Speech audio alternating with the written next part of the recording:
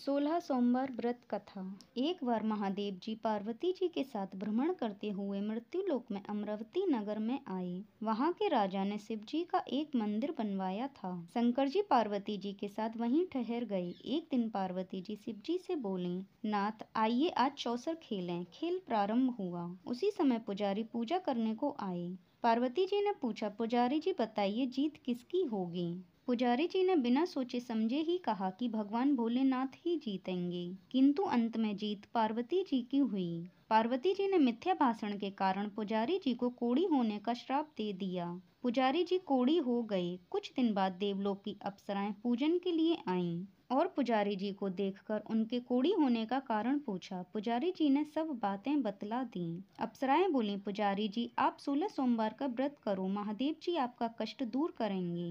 पुजारी जी ने उत्सुकता से व्रत की विधि पूछी। अप्सराओं ने पुजारी को 16 सोमवार व्रत की विधि बताते हुए कहा कि सोमवार के दिन सूर्योदय से पहले उठना, फिर स्नान आदि से निवृत्त होकर स्वच्छ वस्त्र धारण कर लेना। इसके उपरांत आधा सेर गेहूं के आटे का चूरमा बनाकर उसके 3 भाग कर लेना। फिर भगवान शिव की प्रतिमा के समक्ष घी का दीपक जलाकर गुड़, नैवेद्य, फूल, बेलपत्र, चंदन, अक्षत, जनेऊ का जोड़ा लेकर विधि विधान से प्रदोष काल में भगवान शिव की पूजा करना। पूजा के बाद गेहूं के आटे से बनाए गए चूरमे के 3 भाग में से एक भाग भगवान शिव को अर्पित करना और एक भाग आप ग्रहण करना। बाकी भाग को भगवान का प्रसाद मानकर सभी में बांट देना। इस विधि से 16 सोमवार व्रत कर 17वें सोमवार को 5 सेर गेहूं की बाटी का चूरमा बनाकर भोग लगाकर बांट दें। फिर सर्व कुटुंब प्रसाद ग्रहण करें। ऐसा करने से शिव जी आपके सारे कष्ट दूर करेंगे। यह कहकर अप्सराएं स्वर्गलोक को चली गईं। पुजारी जी यथा विधि व्रत कर रोग मुक्त हुए और पूजन करने लगे।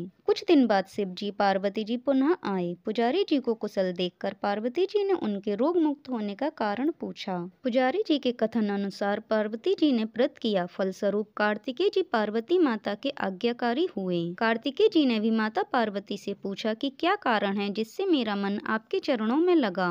पार्वती जी ने वही व्रत बतलाया। कार्तिकेय जी ने भी व्रत किया। फलस्वरूप उनका बिछड़ा हुआ मित्र मिला। उसने भी कारण पूछा और बताने पर विवाह की इच्छा से यथा विधि व्रत किया।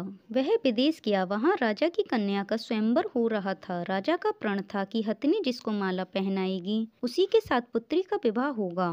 वह ब्राह्मण भी स्वयंवर को देखने की इच्छा से एक ओर जा बैठा। हथिनी ने माला इसी ब्राह्मण कुमार को पहना दी। धूमधाम से विवाह हुआ। तत्पश्चात दोनों सुख से रहने लगे। एक दिन राजकन्या ने पूछा कि आपने कौन सा पुण्य किया जिससे राजकुमारों को छोड़ हथिनी ने आपको चुना। ब्राह्मण ने 16 सोमवार का व्रत सविधि बताया। राजकन्या ने पुत्र प्राप्ति के लिए व्रत किया और सर्वगुण संपन्न पुत्र प्राप्त किया। बड़े होने पर पुत्र ने पूछा, माताजी किस पुण्य से आपको मेरी प्राप्ति हुई है। राजकन्या ने सब विधि 16 सोमवार का व्रत बताया। पुत्र राज्य की कामना से व्रत करने लगा। उसी समय दूसरे राज्य के राजा के दूतों ने आकर उसे अपनी राजकुमारी के लिए चुना। आनंद से विवाह संपन्न हुआ। राजा के दिवंगत होने पर ब्राह्मण कुमार को राजगद्दी मिली। वह इस व्रत को करता रहा। एक दिन अपनी पत्नी को पूजा सामग्री शिवालय में ले जाने को कहा, परंतु उसने दासियों द्वारा भिजवा दी। जब राजा ने पूजन समाप्त किया तो आकाशवाणी हुई, इस पत्नी को निकाल दे, नहीं तो ये तेरा सर्वनाश कर देगी। प्रभु की आज्ञा मान उसने रानी को निकाल दिया। रानी भाग्य को कोसते हुए नगर में एक बुढ़िया के पास गई। उसका हाल देखकर बुढ़िया ने उसके सिर पर सूत की पोटली रख बाजार भेजा। रास्ते में आंधी आई, पोटली उड़ गई। बुढ़िया ने उसे फटकार कर भगा दिया। वहां से तेली के यहाँ पहुंची तो सब बर्तन छटक गए। तेली ने भी निकाल दिया। पानी पीने नदी पर पहुंची तो नदी सूख गई। सरोवर पहुंची तो हाथ का स्पर्श होते ही जल में कीड़े पड़ गए। उसी जल को पीकर आराम करने के लिए जिस पेड़ के नीचे जाती वह सूख जाता।